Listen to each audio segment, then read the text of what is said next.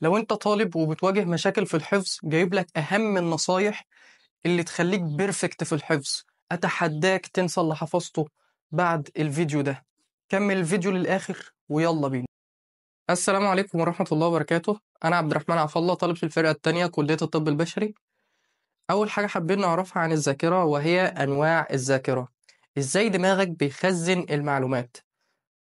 حابب اقول لك ان الذاكرة مش مجرد صندوق بتحط فيه المعلومات، لا، الموضوع اعقد بكتير.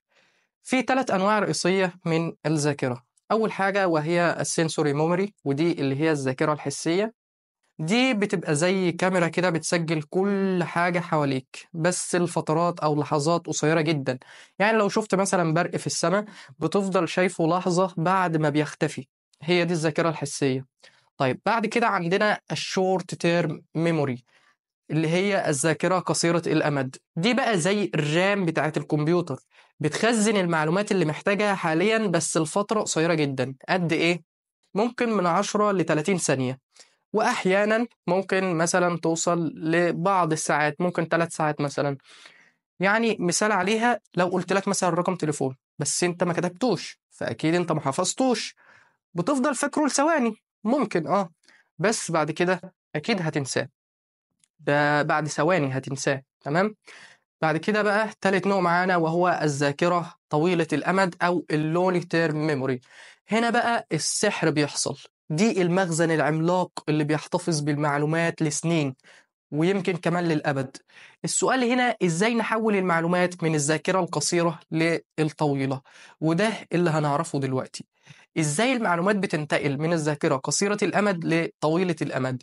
دماغك مش بيحفظ أي حاجة وخلاص، هو لازم المعلومة عشان تتحفظ تمر على ثلاث مراحل. أول حاجة وهي الانكودنج. يعني إيه؟ يعني المخ علشان يحفظ معلومة معينة لازم يحولها لشكل إن هو يقدر يفهمه. يعني لو المعلومة سطحية، المخ مش هياخدها على محمل الجد وهتنساها. تاني حاجة وهي الاستورج، يعني إن المعلومة تتخزن، بس طبعا لازم تثبت كويس. تالت حاجة وهي الريتريفل. يعني إيه ريتريفل؟ دي اللحظة اللي بنشوف فيها المعلومة المخزنة، اللي هو إن أنت تسترجع المعلومة، يا إما تفتكرها، يا إما نحس إنها راحت في الهواء. طيب المخ يقدر يخزن قد إيه؟ حقيقي هو المخ ممكن يخزن من 5 ل9 معلومات، يعني من 7 زائد أو ناقص 2. بس إحنا ممكن نضحك عليه بطريقة تانية. يعني نديله مجموعة أرقام، مثلا أنا عايز أحفظ رقم مكون من 14 أو 16 رقم، تمام. ال16 رقم دول هنقسمهم على 4، فهنحط في كل مربع من الأربعة دول 4 أرقام. فهنا الدماغ مش بيحفظ 16 رقم، هو هنا بيحفظ 4 معلومات بس، اللي هم الأربع مربعات، تمام. فبالشكل ده أنت عرفت إن أنت تخزن معلومات أكتر. طيب هو السؤال المهم هنا إزاي نضمن إن المعلومات دي تفضل عندنا وما تضيعش؟ طيب في التكرار، عندنا طبعا نوعين من التكرار. أول نوع وهو الروت ريبيتيشن، ده اللي هو التكرار البسيط، زي إنك تفضل تقول الكلمة 100 مرة، وده طبعا مش فعال خالص وأكيد هتنساها.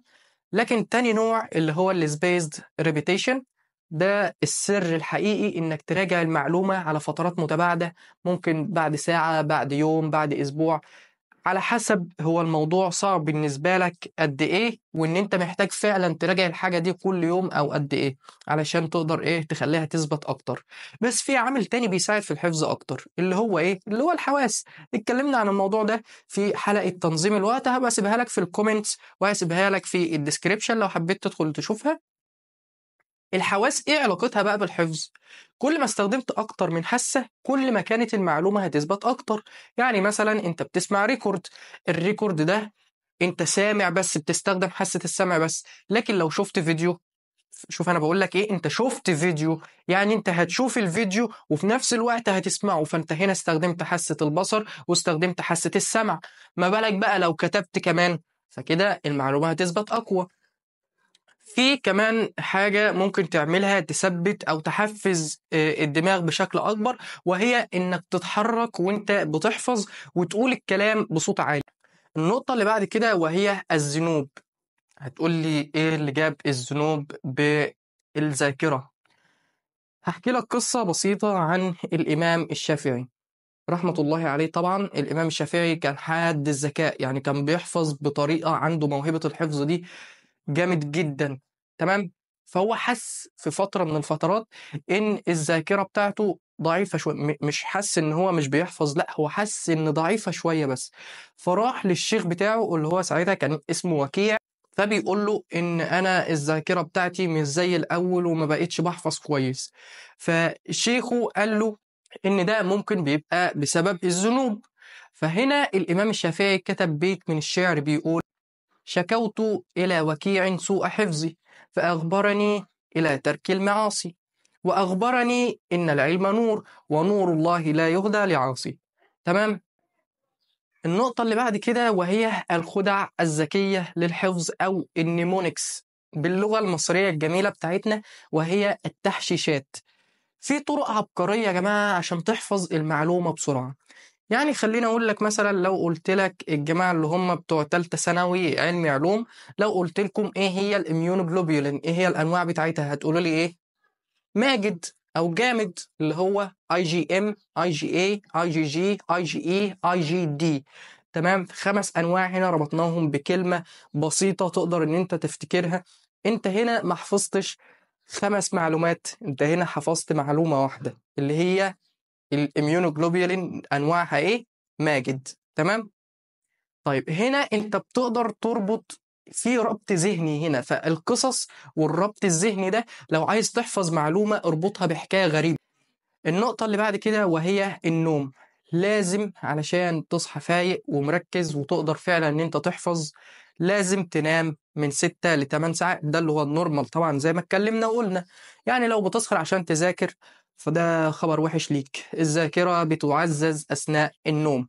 يعني أثناء النوم المخ بيعيد ترتيب المعلومات، ولما بتنام بيبدأ المخ يفلتر المعلومات، إيه اللي أنت محتاجه وإيه اللي مش محتاجه، إيه اللي مهم وإيه اللي مش مهم. النقطة اللي بعد كده وهي المية. لازم لازم لازم تشرب مية كتير جدا، سواء كنت في محاضرات أو دروس، يعني سواء كنت في امتحان لازم إزازة المية دي تكون جنبك. ليه؟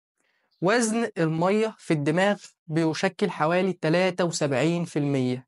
يعني المية بتشكل حوالي 73% من كتلة الدماغ. تمام؟ فهنا حتى لو في جفاف ولو حتى بسيط بيأثر برضو على تركيزك وحفظك. بتلاقي مثلا حصل ان انت درجة حرارة جسمك بقت مرتفعة وبيحصل صداع، فحاجة مش حلوة خالص.